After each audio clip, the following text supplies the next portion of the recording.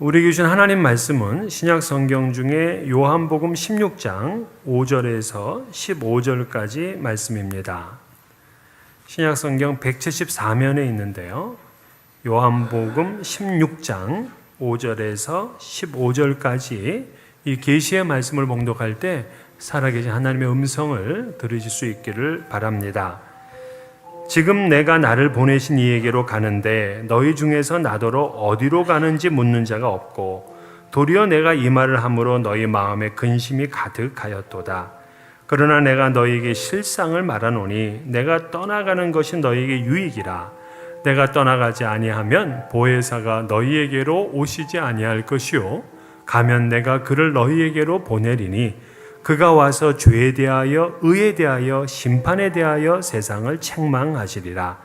죄에 대하여라 함은 그들이 나를 믿지 아니하며 의에 대하여라 함은 내가 아버지께로 가니 너희가 다시 나를 보지 못하며 심판에 대하여라 함은 이 세상 임금이 심판을 받았음이라. 내가 아직도 너희에게 이를 것이 많으나 지금은 너희가 감당하지 못하리라. 그러나 진리의 성령이 오시면 그가 너희를 모든 진리 가운데로 인도하시리니 그가 스스로 말하지 않고 오직 들은 것을 말하며 장래일을 너희에게 알리시리라. 그가 내 영광을 나타내리니 내 것을 가지고 너희에게 알리시겠음이라. 물은 아버지께 있는 것은 다 내 것이라. 그러므로 내가 말하기를 그가 내 것을 가지고 너희에게 알리시리라 하였노라. 아멘. 기독교 교회는 전 세계에 엄청난 영향을 주었습니다. 교회는 국가를 바꾸고 개인을 변화시켰습니다. 정치, 문화, 사회, 경제, 교육, 예술, 과학 이런 곳에 미친 이 교회의 영향력은 상상할 수도 계산할 수도 없는 정도입니다. 그런데 그 교회는 바로 성령의 강림에서부터 시작하였습니다. 예수님께서 약속하셨던 성령께서 오시지 않았다면 교회도 없었을 것이고 예수님의 모든 사역도 2000년 전에 한 사건으로 끝나고 말았을 것입니다. 하지만 성령께서 오심으로 제자들을 변화시켰습니다. 예수님의 인격과 사역을 재조명하였고 궁극적으로 예수님의 영광을 극대화하게 하였습니다. 성령 강림 사건이 없었다면 제자들은 모두 무력한 패배자가 되었을 것입니다. 예수님의 제자를 제자되게 한 것이 무엇이냐? 물론 예수의 부활을 목격하고 또 예수님의 가르침을 받았지만 성령께서 오셔서 그 가르침을 붙들고 그들이 생활할 수 있게, 행동할 수 있게 했습니다. 바로 성령님의 임재 때문이죠. 성령을 받은 제자들은 이전과 같은 삶을 살 수가 없었어요. 예수님을 만났던 사람들이 변화된 것처럼 성령의 임재를 체험했던 제자들 역시 온전한 변화를 경험했습니다. 갈릴리 촌사람이 세계의 영적 질서를 바꾸는 위대한 하나님의 종들이 되었습니다. 그러므로 예수님께서는 오늘 본문에서 당신이 떠날 것을 말씀하시면서 이것이 너희들에게 유익이다 하고 말씀을 하셨어요. 7절이죠. 그러나 내가 너희에게 실상을 말하노니 내가 떠나가는 것이 너희에게 유익이라. 내가 떠나가지 아니하면 보혜사가 너희에게로 오시지 아니할 것이요 가면 내가 그를 너희에게로 보내리니. 자, 실상을 말한다. 이 실상이 해 알레테이아라는 헬라어로 쓰였어요. 알레테이아 아시죠? 진리라는 말씀이에요. 즉 내가 진리를 말하노니 내가 떠나가는 것이 너희에게 유익이다. 이 얘기예요. 왜? 내가 떠나면 보혜사가 오시기 때문이다. 보혜사는 우리말 사전에 있습니다. 보혜사가 무슨 뜻이냐? 다른 사람들을 위해서 인도, 교육, 변호하는 사람 이렇게 되어 있어요. 그래서 여러 번역 성경에서는 그 보혜사를 comforter 또는 counselor 이런 단어로다가 번역을 했습니다. 근데 오늘 성경에 나오는 이 보혜사는 누구를 가리킵니까? 바로 성령님을 가리켜요. 그래서 성령님께서 오시면 그 제자들을 인도하고 위로하고 협력할 것이다 하는 그 말씀입니다. 실제 그 약속의 말씀처럼 사도행전 2장에 성령께서 강림하심으로 제자들이 위로받고 완전히 새로운 사람들이 되었어요. 더 이상 좌절하거나 두려워 숨질 않았습니다. 용감한 담대한 사람이 되었어요. 그러니까 성령을 받기 전 사람과 받은 후의 사람은 너무 다른 거죠. 하나님과 세상에 유익한 사람이 되었습니다. 오늘 여러분도 성령의 임재로 인하여서 하나님과 세상에 유익하고 변화된 삶을 사시기를 주의 이름으로 축원합니다. 자, 그러면 성령님께서 하시는 일이 무엇일까요? 이 말이 사실은 좀 조심스러워요. 왜냐하면 성령님은 하나님이세요. 그분은 삼위일체 하나님이시기 때문에 하나님의 일을 하시는 거예요. 그럼 하나님은 어떤 일을 하세요? 세상에 창조의 일을 하시고 사람을 구원하는 일을 하시고 이 세상을 섭리하시고 심판하는 일을 하세요. 성령님이 바로 그런 분이세요. 창조의 영이시고 구원의 영이시고 심판의 영이세요. 그렇기 때문에 성령님께서 어떤 일을 하시느냐? 그걸 우리가 성경에서 찾는다면 수백, 수천 가지를 찾을 수 있을 겁니다. 그러나 저는 오늘 본문에 한정지어서 성령님은 어떤 일을 하시는가 하는 말씀을 드리려는 거예요. 오늘 본문의 성령님의 사역은 이 세 가지에 대해서 말씀을 하는데, 첫째는 세상에 대해서요. 두 번째는 믿는 성도에 대해서, 세 번째는 그리스도에 대해서 성령님은 어떤 사역을 하시는가, 이걸 설명하고 있어요. 저도 오늘 그 순서를 따라서 하려고 그래요. 자, 성령님은 이 세상에 대해서 어떤 사역을 하시는가 보니까 8절에 그래요. 그가 와서 죄에 대하여, 의에 대하여, 심판에 대하여 세상을 책망하시리라. 자, 이 세상은 불신자의 세상, 믿지 않는 세상을 말하는 거예요. 이 성령님께서 믿지 않는 세상에 오셔서 그들에게 어떤 역할을 하시느냐? 책망하는 일을 하세요. 책망. 뭐에 대해서? 죄와 의와 심판에 대해서. 근데 이 책망에는 목적이 있는 거예요. 무슨 목적이에요? 바로 회개하고 돌아오도록 하기 위함이 목적입니다. 고마운 거죠. 그렇잖아요. 우리 부모님이 자녀들이 잘못된 길을 가는데도 책망하지 않고 그냥 되는 대로 놔둬. 그러는 부모도 있고, 또 어떤 부모는 그냥 아이를 붙들고서 훈계하고 그 아이가 잘못된 길로 가지 못하도록 안내하는, 그런 책망하는 부모도 있어요. 책망하는 부모가 고마운 거예요. 그래서 성령님께서 이 세상을 책망하시는 사역은 고마운 사역입니다. 그럼 뭐를 책망하시느냐? 첫 번째는 세상의 죄에 대해서 책망을 하신다 그랬어요. 근데 이 죄는 단순하게 도덕적으로 짓는 죄가 아니에요. 예수님을 믿지 않는 죄에 대해서 책망을 하십니다. 9절, 죄에 대하여라 함은 그들이 나를 믿지 아니하미요, 그래요. 자, 여러분, 우리가 짓는 죄가 많죠. 거짓말, 미워하는 것, 도둑질하는 것, 사람을 찔러 죽이는 것, 성폭행하는 것, 죄들의 종류가 많잖아요. 이러한 죄들에 비해서 예수를 믿지 않는 죄는 더 큰가요? 더 적은 것 같아요? 우리는 예수를 믿지 않는 죄는 그렇게 큰 죄 같지 않아. 그런데 그 예수를 믿지 않는 죄는 성령 하나님께서 책망하시는 죄라는 거예요. 왜냐? 여러분, 우리가 누구에게 잘못하느냐에 따라서 죄의 무게가 달라요. 이 데이빗 플랫의 Follow Me라는 그 책에 보면은 이슬람을 믿다가 이제 개종한 아셈이라는 인물에 대한 이야기를 하고 있어요. 이 아셈은 이제 도망을 다닐 수밖에 없어요. 자기 가족으로부터 버림당하고 이제 위기에 있으니까. 그래서 몰래 고향에 들어가서 전도하고 빠져나오는 그런 일을 합니다. 근데 어느 날 거기서 택시를 탔어요. 택시기사에게 이제 복음을 전하려고 하는데 이 택시기사가 하는 말, 나는 이 땅에 살면서 이 죄를 이렇게 크게 지은 게 없다, 이렇게 얘기를 하는 거예요. 그런 믿음이 확실했어요. 그래서 이 아셈이 물었습니다. 기사님, 만약에 제가 지금 기사님의 따귀를 한번 때린다면 어떻게 하시겠습니까? 그럼 그 맞고 가만히 있어? 당장 당신을 이 지금 차 밖으로다가 던져버리지? 그러면 제가 만약에 길거리에 가다가 지나가는 사람 보면 이렇게 따귀를 한번 때리면 어떻게 하겠습니까? 그 사람들이 가만히 계서 사람들 불러다가 아주 그냥 때려줄 것이지. 그랬더니 또 다시 물어요. 만약에 그러면 내가 저기 저 경찰관에게 가가지고서 따귀를 때리면 어떻게 하겠습니까? 아니, 경찰관이 당신을 갖다가 완전히 그냥 그냥 때리고 나중에는 그냥 감옥에 가둘 거라고 이렇게 얘기를 했습니다. 한 가지 더 물었어요.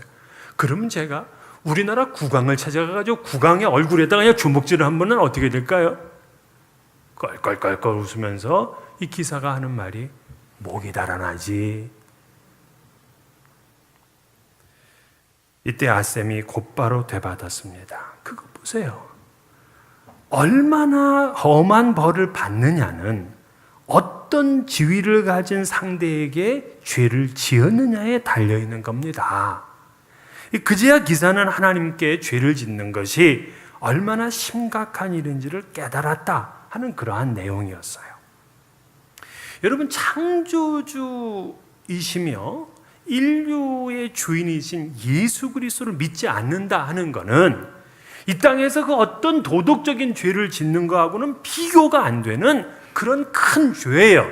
이거는 만왕의 주이신 그분께 죄를 짓는 거기 때문에, 그래서 그가 아무리 도덕군자라고 하고 이성적이고 합리적인 사람이라고 하더라도, 심지어 세상 사람들의 존경과 칭찬을 받는다 하더라도 예수를 믿지 않는다면 온 우주의 주인이신 그분을 거부하는 것이므로 성령 하나님께 책망을 받게 되어 있어요. 베드로가 성령 충만을 받고 사람들에게 복음을 전했습니다. 그때 청중들이 죄를 깨닫게 되었다 그랬어요. 그러면서 그들이 세례를 받고 3,000명이나 그리스도인이 되었습니다. 이렇게 죄를 깨우치게 하는 그 역사, 그게 바로 성령님이 하시는 역사예요. 그래서 성령님은요, 우리의 죄를 갖다가 드러내게 하는 역할을 하는 거예요. 죄를 드러내면 기분 나쁩니까? 여러분, 우리가 엑스레이나 MRA나 여러 가지 가서 이제 병원에 가가지고 종합 검사를 받거나 그래서 하게 되면은 내 뼈가 골절이 됐는지 아니면 내 속에 종양이 있는지 이렇게 발견되잖아요. 그러면 수술을 하고 치료를 받습니다. 성령님이 하시는 사역이 바로 그런 사역이에요. 우리의 죄를 드러나게 하고 이 죄를 용서하게 하고 주께로 인도하게 하는 그런 사역을 하시는 거예요. 여러분, 엑스레이 나쁩니까? 고맙잖아요. 종합검사 나빠요? 고마운 거예요. 내 잘못된 것을 찾아내 주기 때문에. 그래서 성령님의 사역은 믿지 않는 자들에게 하시는 죄를 드러내는 사역이기 때문에 고마운 사역이에요. 두 번째, 세상에 대해서 이 성령님은 의에 대한 책망을 하신다 그랬어요. 자, 의는 뭐냐? 의는 하나님과 바른 관계예요. 구약에서 하나님은 그 이스라엘이 바른 관계를 가지고 있을 때 그들에게 복을 주셨어요. 근데 그 관계가 틀어지게 되고 이들이 하나님을 제대로 섬기지 못하게 되면은 징계가 있었어요. 그래서 결국 나라도 망해버렸잖아요. 그렇게 징계하시는 이유는 빨리 하나님 앞에 올바른 관계를 회복하게 하시기 위함이었어요. 그런데 이 세상은 하나님의 의가 아니라 자기 의를 세우려고 합니다. 자신의 선행, 자신의 공로, 자신의 지혜로 자기의 의를 세우려고 한다고요. 이게 교만이죠. 그래서 바울은 로마서 10장 3절에서 이렇게 얘기를 했어요. 하나님의 의를 모르고 자기 의를 세우려고 힘써 하나님의 의에 복종하지 아니하였느니라. 즉 자기 방식으로 세상 사람들이 사는 그 의를 지금 성령님께서는 책망하신다는 거예요. 현대의 진화주의, 인본주의, 또 자유주의, 무신론적인 철학사상, 초월주의, 동양사상, 세속주의 등이 그런 거죠. 이러한 세속 철학 등을 통하여서 자신의 의를 이루어 보려고 하지만 성령님께서는 자기 의를 책망하는 사역을 통해서 하나님이 정하신 의로 돌아오도록 그렇게 인도하십니다. 세 번째는 세상의 심판에 대해서 책망하신다 그랬는데 이건 좀 어려워요. 11절을 보게 되면 심판에 대하여라 함은 이 세상 임금이 심판을 받았음이라 설명이 필요한데요. 예수님께서는 사망 권세를 깨트리시고 부활하셨어요. 그렇기 때문에 이 세상 임금이었던 사탄의 세력은 이미 정죄를 받고 심판을 당합니다. 그들이 갈 곳은 정해져 있는 거예요. 근데 이 세상이 어떻게 되느냐? 이미 정죄를 받고 다 그 심판을 받을 수밖에 없는 그 사탄의 꾀에 넘어가가지고 그 사탄의 종이 되어서 죄의 종으로 살고 있다는 거예요. 그래서 성령께서는 바로 그 사탄이 심판을 받고 정죄를 받았다는 사실을 드러내. 그래서 심판을 책망하는 거예요. 동시에 아직도 그 사탄의 세력을 쫓아서 그리스도를 거부하는 자는 역시 심판에 처하게 됨을 성령님께서는 드러내요. 그렇기 때문에 성령으로 충만한 사람들은요, 이미 유죄 판결을 받게 된 그 사탄을 두려워하지 않죠. 그래서 담대하게 대적하고 선포합니다. 이것이 바로 심판에 대한 성령님의 책망인 거예요. 이처럼 성령님께서는 세상의 죄와 의와 심판에 대해서 책망하시면서 이 세상을 바르게 고쳐가기를 원하시고 계세요. 우리의 물리학하고는 완전히 반대죠. 물리학의 제1법칙, 제2법칙 이런 게 있잖아요. 특별히 연력학 제2법칙, 엔트로피라 그러죠. 이 엔트로피 법칙이라는 것이 세상에 유용한 것에서 무용한 것으로 변화되어 가는 걸 얘기를 해요. 자동차도 처음에는 새 것이지만 5년, 10년, 15년, 20년 전에 이게 다 낡아져가지고 무용하게 되잖아요. 세월이 흐르면 감가상각이 되고 옛 것이 돼버리고 말아요. 심지어 사랑도 그래요. 남녀가 그렇게 사랑해가지고 좋아 죽을 것 같지만 시간이 지나면 그 사랑도 식어져 가요. 교회에 대한 헌신이나 봉사도 그래요. 처음 하고 시간이 지나감에 따라서 그 마음이 달라집니다. 정성스러운 봉사의 마음이 멀어지는 거죠. 이러한 사람들에게 뭐가 필요하느냐? 성령의 역사가 필요해요. 성령의 역사는 무용한 것에서 유용한 것으로 바꾸어 놓기 때문에 미움을 사랑으로 바꾸어 놓습니다. 거듭나게 합니다. 식었던 사랑도 성령께서 역사하시면요, 불붙는 사랑으로 만들어 놓습니다. 그토록 불효하던 자식에게도 성령님이 역사해 주시면은 그 누구보다도 놀라운 효도하는 자식이 돼요. 왜? 성령께서 책망하시는 사역을 하기 때문에. 그래서 성령의 책망이 있을 때 우리가 할 일은 한 가지 있어요. 죄를 깨닫고 회개하는 겁니다. 회개하면 반드시 변화가 일어나게 돼 있어요. 한 꼽추 소녀가 있었습니다. 이 소녀는 자신의 그 몸을 비관해서 절대 밖으로 나오지를 않아요. 친구가 없어요. 그러다가 이 꼽추 소녀가 17살이 되었습니다.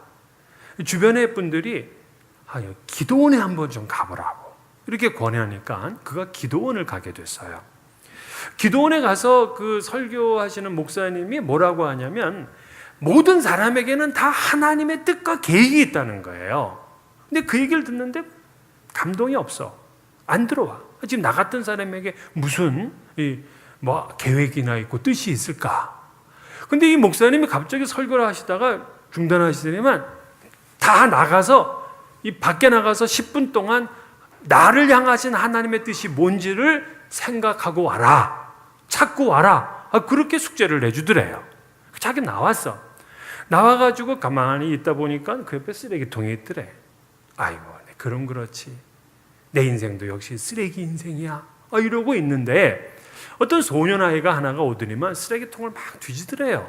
그래서 이 꼽추 이 자매가 물었어. 지금 너 뭘 하고 있는 거니? 그랬더니 내가 지금 병하고 캔을 줍는다는 거예요. 그래서 왜 그걸 주냐 그랬더니 이거를 팔아가지고 우리 할아버지 약값에 보태야 된다는 겁니다. 이때 이 꼽주 이 자매가 충격을 받은 거죠. 아니, 쓰레기 같은 인생도 그 속에서 찾아서 남을 치료하는 일을 할 수 있구나. 이렇게 생각을 하다 보니까 하나님께서 나에게 계획하시는 것이 있다고 생각하게 된 거예요. 그래서 그때부터 회개하고 이 자매가 양로원을 가서 그 노인들을 섬기는 일을 하였다 하는 이야기였어요. 이것이 바로 성령의 사역인 거예요. 책망하고 그래서 그를 변화시킵니다. 성령께서는 불신 세상에서 죄와 의와 심판에 대해서 책망하시고 돌이키시는 회복의 사역을 하세요. 그러면 두 번째, 믿는 자에게 대한 성령의 사역은 무엇일까? 자, 문제는 이 성령께서 우리 안에 계시는가 하는 그러한 고민을 가진 분들이 많아요. 그래서 당신은 성령을 받았습니까? 라고 하면 자신이 없어 하는 분들이 꽤 많습니다. 여러분은 성령을 받으셨습니까? 자, 성령을 받은 거는 성경에서 이렇게 말해요. 고린도전서 12장 3절에 그러므로 내가 너희에게 알리노니 하나님의 영으로 말하는 자는 누구든지 예수를 저주할 자라 하지 아니하고 또 성령으로 아니하고는 누구든지 예수를 주시라 할 수 없느니라. 그러니까 이 말은 뭐예요? 성령으로 아니하고는 예수님을 진심으로 주님이라고 할 수가 없어요. 그냥 뭐 장난삼아 할 수 있겠지만 자기의 진심으로 예수님을 나의 주님 이렇게 고백할 수가 없다는 거예요. 그거는 오직 성령이 임해서만이 가능한 거예요.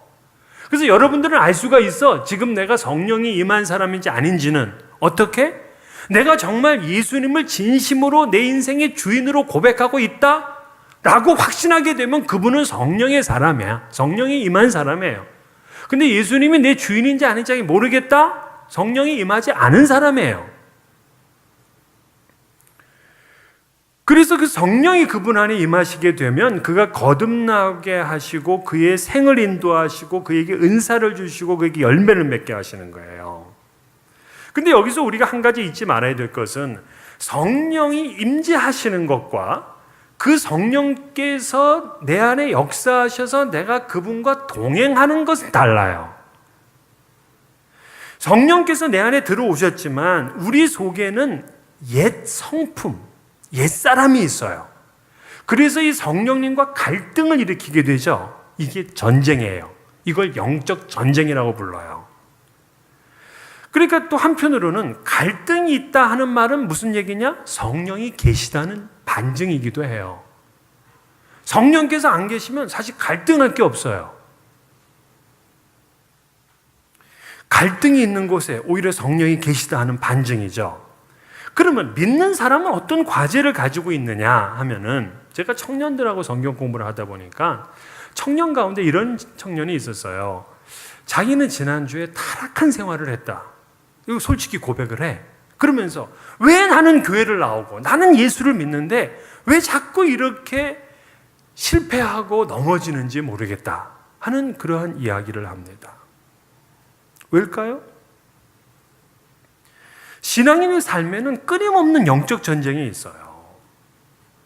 그런데 그가 계속해서 성령 편에 서서 승리를 하지 못하면 나중에는 성령께서 계신지에 대한 그런 확신조차 흔들리게 돼요. 그러니까 이 형제의 문제는 뭐냐면 성령이 내 안에 계시지만 이미 자기 옛사람을 따라서 살아가는 그 습관을 버리지 못하고 있는 거죠. 즉 영의 생각과 육의 생각이 있으면 육의 생각으로 자꾸 치우쳐 가는 거예요. 성령님은 모셨는데 그 성령님과 동행하지 않는 게 문제입니다. 그래서 믿는 사람에 대한 성령의 역사는 뭐냐? 13절에 보면 그러나 진리의 성령이 오시면 그가 너희를 모든 진리 가운데로 인도하시리니 즉 진리가 우리를 인도하셔요. 우리와 동행하신다는 거예요. 자, 이스라엘 백성들이 광야에서 하나님의 임재를 느끼는 것은 무엇을 보고 느꼈냐면 구름 기둥이었습니다. 그 구름 기둥이 움직이면 같이 움직이고 그것이 멈추면 멈췄어요. 그러니까 구름 기둥을 통해서 하나님께서 그들과 동행하심을 보여주었어요. 근데 지금은 우리에게 구름 기둥이 안 보여. 그러면 그 성령님께서는 우리와 어떻게 동행하시는 것을 나타내느냐? 우리에게 말씀을 생각나게 하심으로 우리와 동행하고 계시다는 거예요. 그걸 요한복음 14장 26절에 더 자세하게 얘기를 했어요.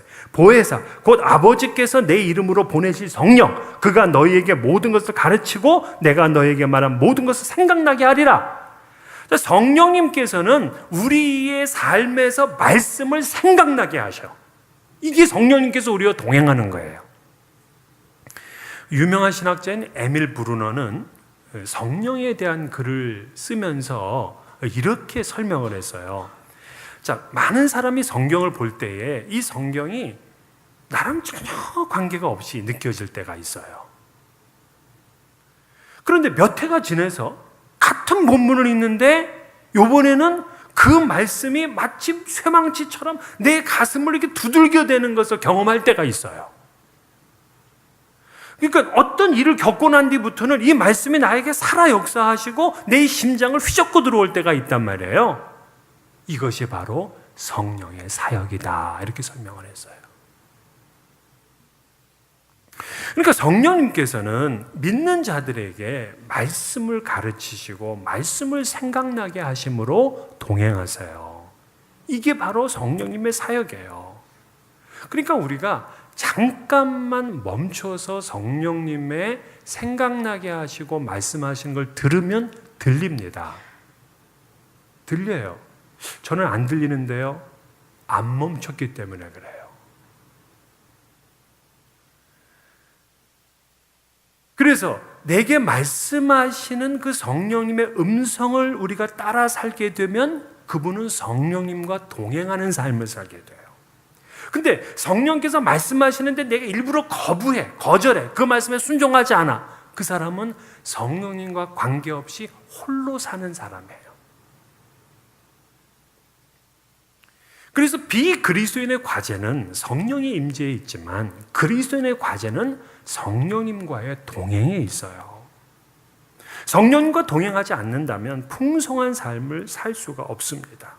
그냥 성령님은 모셨지만 한쪽 구석에 처박아 놓는다면 그 사람의 삶에는 그리스도인답지 않은 모습들이 주렁주렁 달려있게 돼 있어요. 내 마음과 생각을 성령님께 복종시켜야 그는 성령의 사람, 변화된 사람입니다. CCC에서 출판된 책들 가운데 아주 조그만 소책자가 하나 있는데 성령 충만한 생활의 비결을 발견하셨습니까? 하는 책이에요. 이 책을 보게 되면 성령은 받았지만 육신에 속한 사람의 특징을 얘기를 해요. 성령은 받았지만 육신에 속한 사람의 특징. 제가 한번 읽어보겠습니다. 그는 영적 유산에 대해 무지하고 불신앙과 불순종의 특징을 가집니다. 하나님과 이웃에 대한 사랑을 잃어버렸고 기도를 게을리하며 성경 공부에 대한 열의가 식어 있습니다. 또한 율법적 태도를 가지고 더러운 생각, 시기, 죄책감, 근심, 걱정, 낙심, 비평하는 태도, 무목적의 삶을 살아갑니다. 그러면 성령의 사람, 성령 충만한 사람은 어떤가? 그 특징도 얘기를 했어요. 그는 그리스도 중심의 생활을 하고 성령의 권능을 받습니다. 다른 사람들을 그리스도께로 인도하며 응답받는 기도 생활을 합니다. 그리고 하나님의 말씀을 깨달으며 하나님을 신뢰하고 하나님께 순종합니다.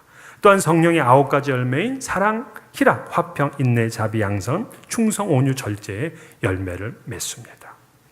어떻게 이 차이가 나는 것인가? 우리가 일상의 삶에서도 성령님께 순종하며 사느냐, 그렇지 않느냐의 차이거든요. 마지막으로 성령님께서 예수님에 대한 사역은 무슨 사역을 하시는가? 지금까지 우리 2가지를 살펴봤잖아요. 이 불신 세상에서는 죄와 의와 심판에 대해서 책망하시는 사역을 하시고 또 신자들에게는 말씀을 생각나게 하시는 사역을 하신다고 했어요. 그래서 그 믿는 자를 진리로 인도하시잖아요. 그런데 성령의 궁극적인 사역은 뭐냐면 오늘 14절에 말하는 것처럼 그가 내 영광을 나타내리니, 즉 그리스도에 대해서는 성령님께서 영광을 나타내는 사역을 한다는 거예요. 그리고 그 앞에 세상을 책망하시는 사역, 그리고 믿는 자들에게 진리의 말씀을 생각나게 하는 사역, 이 모든 것은 궁극적으로 예수님께 영광을 돌리게 하기 위한 성령님의 사역인 거예요. 그래서 성령님과 동행하는 사람의 특징은 어떠느냐? 그의 삶 가운데 예수의 영광이 보여. 왜?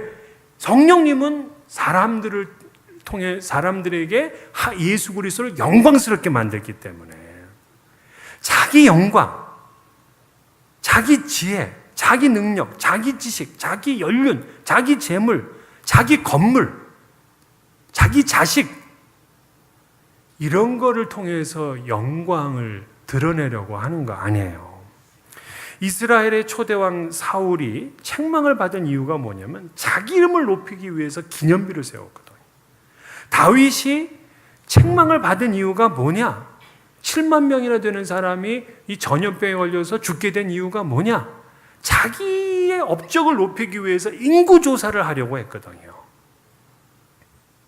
자기를 위해서 바벨탑을 쌓은 사람은 다 흩어졌습니다. 십계명은 자기를 위하여 새긴 우상을 만들지 말라고 합니다. 여러분, 인생의 땀과 노력과 눈물이 다 나만을 지향하고 있다면 그분은 자기를 위하는 사람이에요. 그러나 나의 모든 것이 다 주님을 향해서 가고 있다면 그 사람은 성령님과 동행하는 사람이에요. 성령님의 사역이 그에게 효과적으로 나타난 사람이죠. 여러분, 성령님과 동행하십시오.